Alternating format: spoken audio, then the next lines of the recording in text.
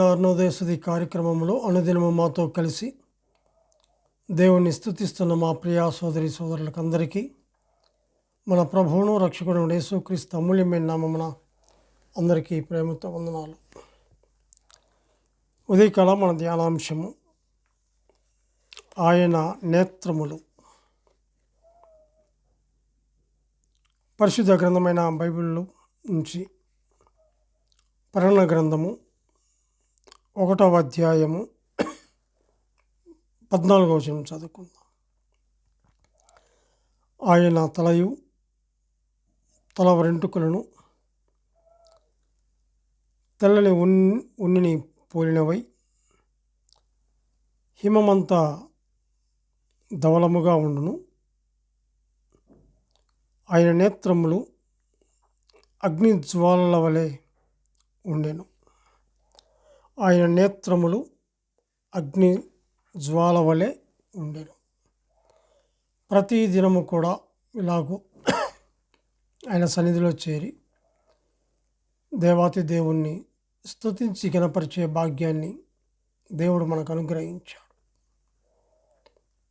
ఈ ప్రకటన గ్రంథంలో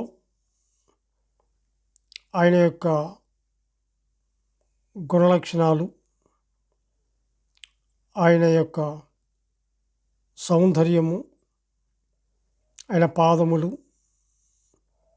ఆయన నేత్రాలు,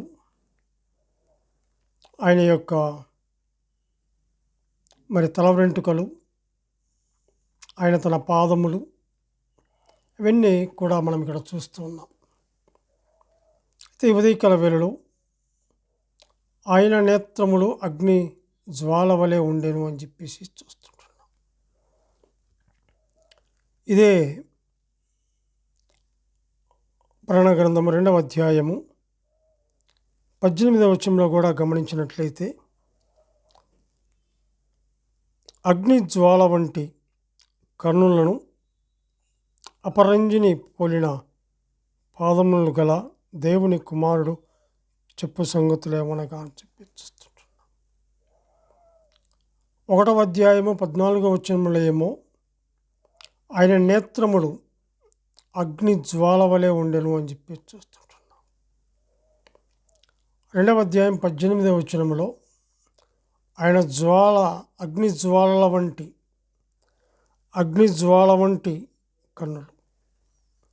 ఆయన కన్నులు ఎంత గంభీరమైనవో, ఆయన కన్నులు అగ్ని జ్వాల వలె ఉన్నాయని చెప్పేసి చూస్తుంటున్నాం. ఆయన నేత్రములు అగ్ని జ్వాలల వంటివిగా ఉంటున్నాయి. ఇదే ప్రకటన గ్రంథము 19వ అధ్యాయము 12లో కూడా గమనిస్తే ఆయన నేత్రములు అగ్ని జ్వాల వంటివి అని చెప్పేసి చూస్తుంటున్నాం. ఆయన కనుదృష్టి ఎంత గొప్పదో. ఆయన నేత్రములు అగ్ని జ్వాలల వలె ఉన్నాయని చెప్పేసి చూస్తుంటున్నాం.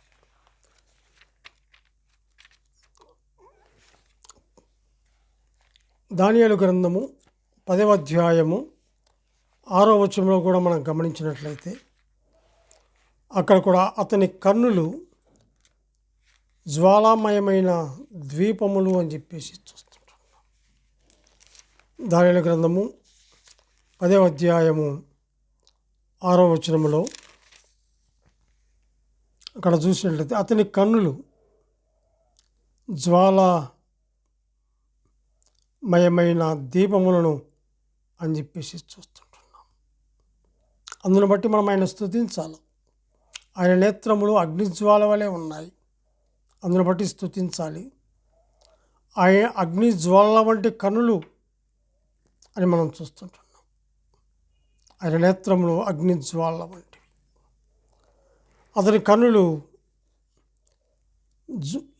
జ్వాలామయమైన ద్వీపములను అని చెప్పేసి చూస్తుంటున్నాం.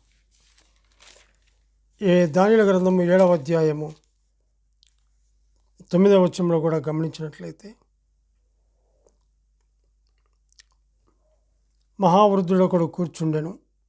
ఆయన వస్త్రము హిమము వలె ధవలముగాను ఆయన తల వెంట్రుకలు శుద్ధమైన గొర్రెబొచ్చు. ఇక్కడ మనం గమనించినట్లయితే ఆయన సింహాసనము అగ్నిజ్వాలల వలె మండుచుండెను అని చెప్పి చూస్తుంటాం.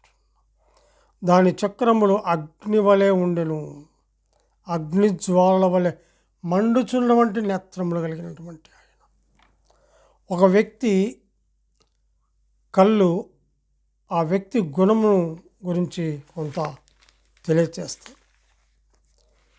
ఇక్కడ మనం గమనించినట్లయితే ఇక్కడ క్రీస్తు కళ్ళు ఆయన స్వభావానికి ఉన్న మంటలాంటి పవిత్రతను చూపిస్తాం. ఎందుకంటే ఆయన పరిశుద్ధుడు. ఆయన నేత్రములు అగ్ని జ్వాలల వలె ఉన్నాయని చెప్పేసి మనం చూస్తుంటున్నాం. ఆయన అగ్ని నేత్రములు ఇక్కడ గమనించినట్లయితే ఆయన నేత్రములు పరమగీతములు 5వ అధ్యాయము 12వ వచనంలో కూడా చూసినట్లయితే అతని నేత్రములు నదీ తీరములందుండు అని చెప్పి చూస్తుంటున్నాం. అంత గొప్ప నేత్రములు కలిగిన వాడు. అతని నేత్రములు నదీ తీరములందుండు గోవల వలె కనబడుతున్నామని మనం అక్కడ చూస్తాం. అంత గొప్ప కన్నులు. క్రీస్తు కన్నులు ఆయన స్వభావానికి ఉన్న మంటలాంటి పవిత్రతను చూపిస్తాం. మనుషుల రహస్య విషయాలన్నింటినీ తెలుసుకోగల ఆయన సామర్థ్యాన్ని తెలియజేస్తాం. అందును బట్టి మనం స్తుతించాలి. ఆయన మానవుని ఆంతర్యమును, సంఘములో ఉన్న బలహీనతలను స్పష్టంగా చూడగల నేత్రములు కలిగిన వాడుగా ఉంటున్నాడు. అందును బట్టి మనం స్తుతించాలి. ఆయన దృష్టికి మరుగైనది ఏదీ లేదు. ఆయన ప్రతి రహస్య స్థలమందును తలంపులను చూచి పరిశీలించు నేత్రములు కలిగిన వాడుగా ఉంటాడు. అందును బట్టి మనం స్తుతించాలి. యోబు గ్రంథము 10వ అధ్యాయము 4వ వచనంలో చూసినట్లయితే ఆయన నేత్రములు నరుల వంటివి కాదు అని చెప్పి చూస్తుంటున్నాం. నరుల కనులు పాపమును చూస్తున్నాయి, పాపమును ప్రేరేపిస్తుంది. నరుని కనుదృష్టి చెడ్డదిగా ఉంది. అయితే మనం గమనించినట్లయితే ఆయన నేత్రము అగ్ని జ్వాల వలె ఉన్నాయి. ఆయన అగ్ని జ్వాలల వంటి కన్నులు కలిగినటువంటి వాడు. అందును బట్టి మనం స్తుతించాలి. ఆయన సింహాసనం అగ్ని జ్వాల వలె మండుచున్నదిగా మనం చూస్తుంటాం.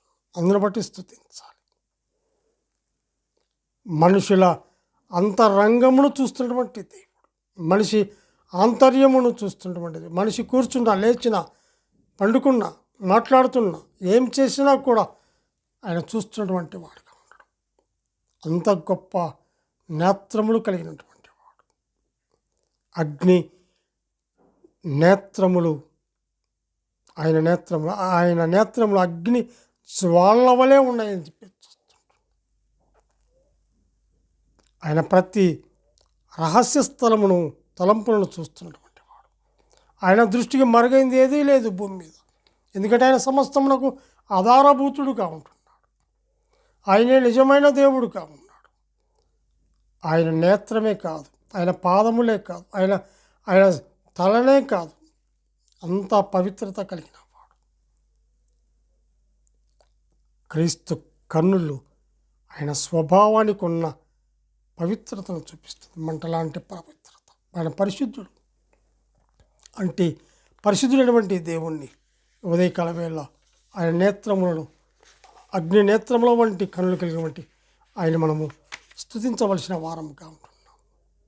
మన కొరకై ఆయన కల్వరిగిరిలో తన ప్రాణమును పెట్టి మన కొరకు మరణించి సమాధి చేయబడి మరలా లేఖనముల ప్రకారం 3వ దినమున మృత్యుంజయుడు లేచి తనకుడి పార్శ్వమున కూర్చొని విజ్ఞాపన చేస్తే తిరిగి రానై ఉన్నాడు. అగ్ని నేత్రములు కలిగినటువంటి అటువంటి ఆయన్ని మనము ఉదయకాల వేళలో నోరారా మనసారా స్తుతించి గణపరిచి పూజించవలసిన వారం కావుంటుంది. దేవుడు తన వాక్యాన్ని దీవించును గాక. ప్రార్థన చేసుకుందాం. పరిశుద్ధుడమైన మా ప్రియ పరలోకపు తండ్రి, మీ ఘనమైన శ్రేష్టమైన ఉన్నతమైన నామమునకు స్తుతులు స్తోత్రములు చెల్లించుకుంటున్నాం. దేవా, నీవెంతైనా నమ్మదగిన దేవుడు. నేత్రములు అగ్ని జ్వాల వలె ఉన్నాయి. అగ్ని జ్వాలల వంటి నేత్రములు కలిగినటువంటి అయినా మీ కనుదృష్టి లోకమంతటా సంచారం చేస్తాం. మనిషి హృదయాంత రంగమును ఎరిగినటువంటి దేవుడు. మనిషి కూర్చున్న, లేచిన, తిరిగిన, మాట్లాడిన అన్నీ చూస్తున్న దేవుడు. అటువంటి దేవుణ్ణి నైనా మేము కలిగి ఉండటానికి మీరు చూపిన కృపను బట్టి మీకు వందనాలు. మీరు అక్కడ వరకు నమ్మకంగా మేము ఉండటానికి కృప చూపించండి. ఉదయకాల వేళలో మీ దివ్యమైన శ్రేష్టమైనటువంటి మాటలు చదివే భాగ్యాన్ని మీరు మాకు అనుగ్రహించినందుకే స్తోత్రములు చెల్లించుకోండి. మా రక్షకుడు, మా ప్రాణ విమోచకుడు యేసుక్రీస్తు అమూల్యమైన నామమున స్తుతులు స్తోత్రములు చెల్లించి ప్రార్థన చేయుచున్నాము తండ్రి. ఆమెన్.